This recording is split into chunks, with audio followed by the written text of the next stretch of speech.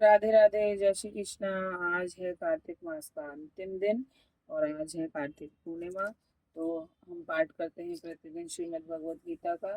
तो आज हम पढ़ेंगे 15वां अध्याय श्रीमद् भगवत गीता का। तो ठाकुर जी का नाम लेते हुए शुरू करते हैं 15वां अध्याय। इसके उपरांत श्री कृष्ण भगवान फिर बोले कि हे अर्जुन, आदि पुरुष परमेश्वर रूप मूल वाले और ब्रह्मा रूप मुख शाखा वाले जिस संसार रूप पीपल के वृक्ष को अविनाशी कहते हैं तथा जिसके वेद पत्ते कहे जा गए हैं, उस संसार रूप वृक्ष को जो पुरुष मूल सहित तत्व से जानता है, वे वेद के तात्पर्य को जानने वाला है। हे अर्जुन, इस संसार वृक्ष की तीनों गुण रूप जल के द्वारा बढ़ी हुई एवं विषय भोग रूप कोपलों वाली देव, मनुष्य और त्रियर्क आदि योनि रूप शाखाएं नीचे और ऊपर सर्वत्र फैली हुई हैं तथा मनुष्य योनि में कर्मों के अनुसार बांधने वाली अहंता, ममता और वासना रूप जड़ें भी नीचे ऊपर सभी लोक में व्याप्त हो रही हैं। परंतु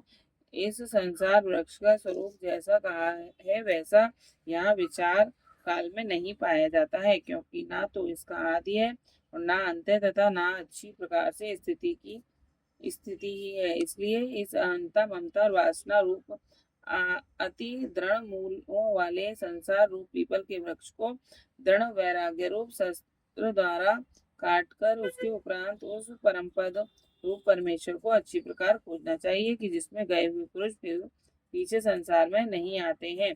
और जिस परमेश्वर से यह पुरातन संस्कार वृक्ष की प्रवृत्ति विस्तार को प्राप्त हुई है, उसकी आदि पुरुष नारायण की मैं शरण हूँ। इस प्रकार दृढ़ निश्चय करके नष्ट हो गया है मान और मोह जिसका तथा जीत लिया है आसक्ति रूप दोष जिनने और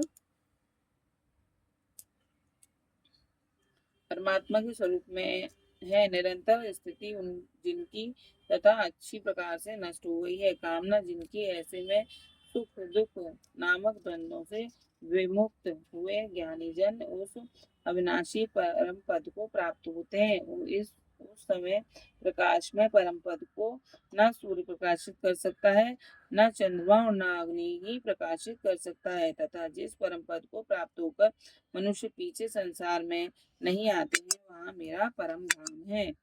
हे अर्जुन, इस देह में जब यह जीवात्मा मेरा ही सनातन अंश है और वही इन त्रिगुणमयी माया में स्थित हुई मन सहित पांचों इंद्रियों को आकर्षण करता है। कैसे कि वायु गंध के स्थान से गंध को जैसे ग्रहण करके ले जाता है, वैसे ही देहादिकों का स्वामी जीवात्मा भी जिस पहले शरीर को त्यागता है, उससे इस मन सहित इंद्रियों को ग्रहण करके फिर जिस शरीर को प्राप्त होता है उसमें जाता है। इस उस शरीर में स्थित हुआ यह जीवात्मा श्रोत, चक्षु और त्वचा को तथा रसना, घ्राण और मन को आश्रय करके अर्थात इन सबके सहारे से ही विषयों को सेवन करता है। परंतु शरीर छोड़कर जाते हुए को अथवा शरीर में स्थित हुए को, विषय को भोगते हुए को अथवा तीनों गुणों से युक्त हुए को भी अज्ञानी जन नहीं जानते हैं।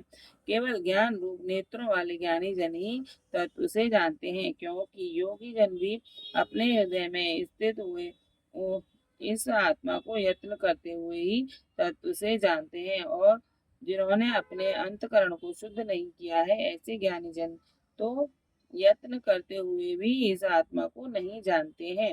हे अर्जुन, जो तेज सूर्य में स्थित हुआ संपूर्ण जगत को प्रकाशित करता है तथा जो तेज चंद्रमा में स्थित है और जो तेज अग्नि में स्थित है, उसको तू मेरा ही तेज जान।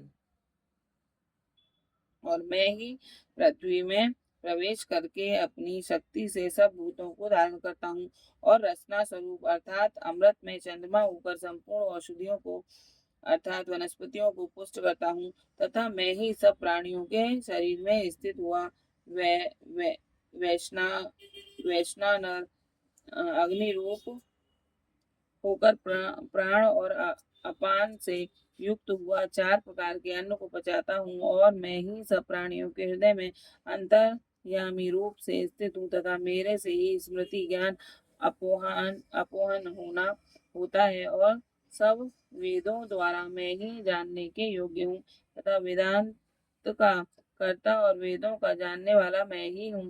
हे अर्जुन, इस संसार में नाशवान और अविनाशी भी यह दो प्रकार के पुरुष हैं। इसमें संपूर्ण भूत प्राणियों के शरीर को नाशवान और जीवात्मा अविनाशी कहा जाता है तथा इन दोनों से उत्तम पुरुष तो अन्य ही है कि जो तीनों लोकों में प्रवेश करके सबका धारण पोषण करता है, वह अविनाशी परमेश्वर परमात्मा ऐसे कहा गया है क्योंकि मैं नाशवान जड़ वर्ग क्षेत्र से तो सर्वथा अतीत हूँ और माया में स्थित अविनाशी जीवात्मा से भी उत्तम हूँ। इसलिए लोक में और वेद में भी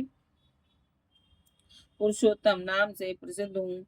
हे भारत, इस प्रकार तत्व से जो ज्ञानी पुरुष मेरे को पुरुषोत्तम जानता है, वह सर्वज्ञ पुरुष सब प्रकार से निरंतर मुझ वासुदेव परमेश्वर को ही भजता है।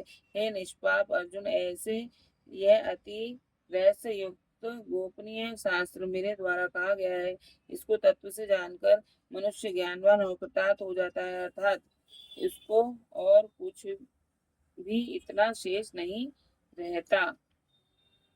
इस अध्याय में भगवान ने अपना परम गोपनीय प्रभाव भली प्रकार से कहा है। जो मनुष्य उक्त प्रकार से भगवान को सर्वोत्तम समझ लेता है, फिर उसका मन एक क्षण भी भगवान के चिंतन का त्याग नहीं कर सकता, क्योंकि जिस वस्तु को मनुष्य उत्तम समझता है उसी में उसका प्रेम होता है और जिसमें प्रेम होता है उसका चिंतन होता है। अतएव सबका मुख्य कर्तव्य है कि भगवान के परम गोपनीय प्रभाव को भली प्रकार समझने के लिए नाशवान क्षण भंगुर संसार की आसक्ति का सर्वथा त्याग करके एवं परमात्मा के शरण होकर भजन और सत्संग की ही विशेष चेष्टा करें।